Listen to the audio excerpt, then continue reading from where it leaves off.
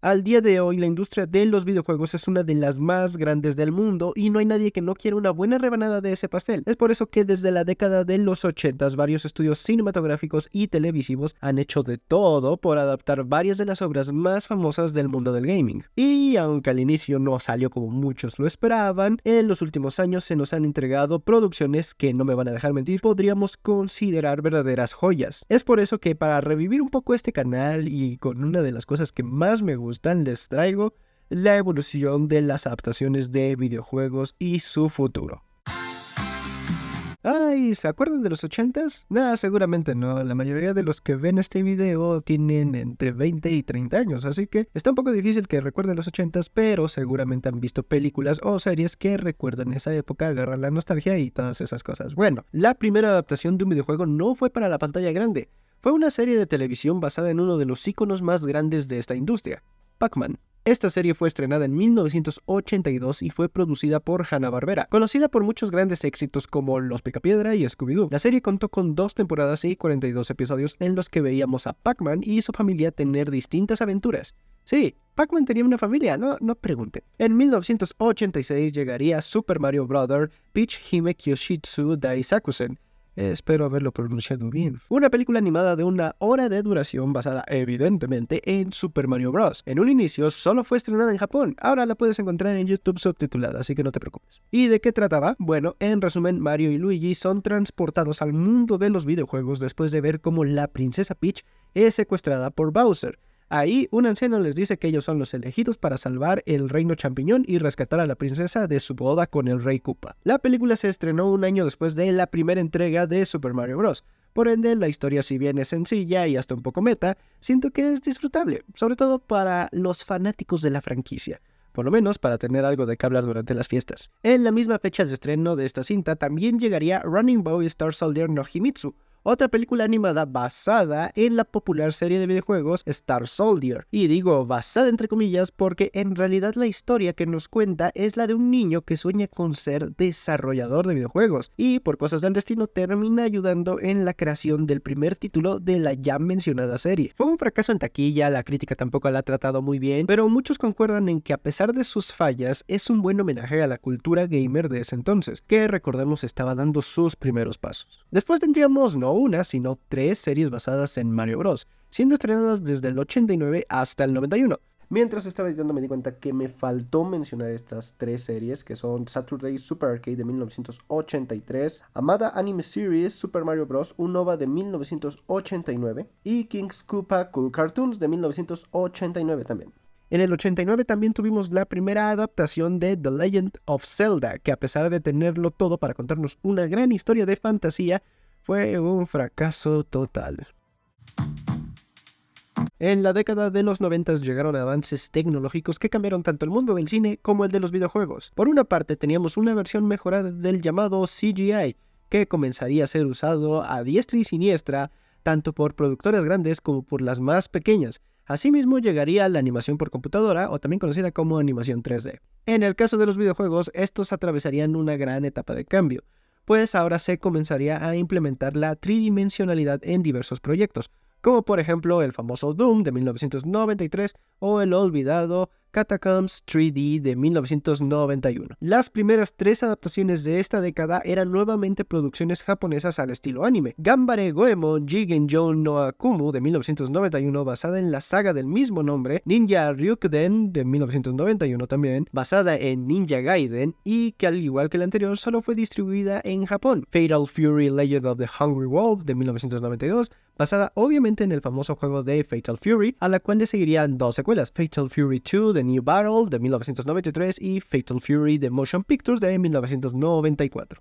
En 1993 llegaría la primera superproducción hollywoodense basada en un videojuego, cinta que causó mucha expectativa, no solo por la fama del juego en sí, sino también por los actores que estaban involucrados en la cinta. que por cierto sería totalmente live action. Obviamente estoy hablando de Super Mario Bros. The Movie, la cual se puede ver como un estereotipo andante de cómo lucían los 90 en la ficción. La cinta fue un fracaso en taquilla y en crítica, lo cual es bastante justo a decir verdad. Es una mala película y es peor como adaptación. Curiosamente, esto sería un adelanto de lo que haría Hollywood en el futuro. Pero antes de llegar a eso, volvamos a Japón, porque en 1994 llegaría Street Fighter II The Animated Movie, la cual todos recuerdan por ser la primera adaptación de esta icónica saga de juego de peleas, obviamente. Que de igual forma Fatal Fury sería la primera de muchas otras adaptaciones animadas. Ese mismo año saldría un especial animado para televisión de Samurai Showdown, que después sería editado y convertido en una película para el mercado internacional. Tras el fracaso de The Super Mario Bros. The Movie, lo mejor hubiera sido que los estudios estadounidenses dejaran de lado su idea de adaptar videojuegos de origen japonés, ¿no? Pues no. Double Dragon y Street Fighter llegarían en 1994 con solo un mes de diferencia, ambas siendo totalmente destrozadas por la crítica especializada y los fanáticos. A pesar de eso, una de ellas tuvo relativamente un buen desempeño en taquilla. I guess you didn't see that, did you? Además de mantenerse en el imaginario colectivo por todas las historias detrás de su producción, y también por esas extrañas poses del final. Un año después llegarían dos adaptaciones de otro juego de peleas muy famoso, en este caso uno que causó mucha controversia por su alta dosis de violencia gráfica.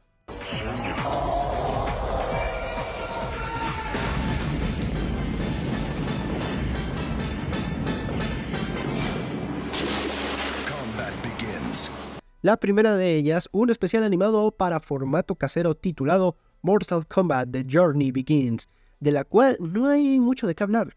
Lo más interesante es que daba algunos datos de los personajes, que para la época seguro era como una mina de oro, y traía una sección en la que se podía ver el proceso de producción de la película live action, la cual llegaría unos meses después con el título Mortal Kombat. Así, sin más, en seco. La cinta fue dirigida por Paul W.S. Anderson. Recuerden, este nombre será importante en el futuro. Y a pesar de tomarse ciertas libertades creativas, los fanáticos aceptaron bastante bien el proyecto. Esto se demostró en su recaudación, pues fue un éxito en taquilla, y fue gracias a eso que 2 años después se estrenaría una secuela titulada Mortal Kombat Annihilation, de la cual es mejor no hablar. Sí, olvidemos esa. Aunque tiene momentazos que son como para meme, como por ejemplo... You're alive. Too bad you will die. También mucho de lo que se pudo ver en la película terminó siendo como parte de la esencia de Mortal Kombat. Es decir, solo vean esto de Mortal Kombat 11, lo cual ya es más de lo que muchas otras adaptaciones han logrado, así que punto a favor. En 1996 solo hubo un OVA animado de 27 minutos basado en el juego de Sega Panzer's Dragoon. No sé cuál sea. Para 1997 tendríamos la secuela inmencionable de Mortal Kombat y las dos primeras adaptaciones no animadas de Japón, siendo Last Bronx Tokyo Bangaichi, basada en el juego homónimo de Sega que salió directamente para VHS, y Tokimeki Memorial, basada en un simulador de citas de Konami muy famoso por ese entonces. Mención honorífica a esa última porque nunca creí ver algo parecido. Antes de continuar, ¿qué les parece si hablamos un poco más de las series? Dos de los grandes juegos de peleas de la época también recibirían una serie animada. En el caso de Mortal Kombat, esta recibiría una clasificación para niños, así que su contenido violento se eliminó casi por completo, mientras que Street Fighter tendría una animación de baja calidad, sobre todo si la comparamos con las de sus primeras adaptaciones. Y así como Mario Bros. Tuvo sus 3 series animadas, Sonic también las tendría, esta vez de la mano de DIC Studios. La primera de ellas contó con 65 episodios y se titulaba Las aventuras de Sonic el Erizo, en la que Sonic y Tails tendrían distintas aventuras con un tono bastante family friendly. La segunda, Sonic the Hedgehog, tal vez es la más famosa de todas hasta el día de hoy.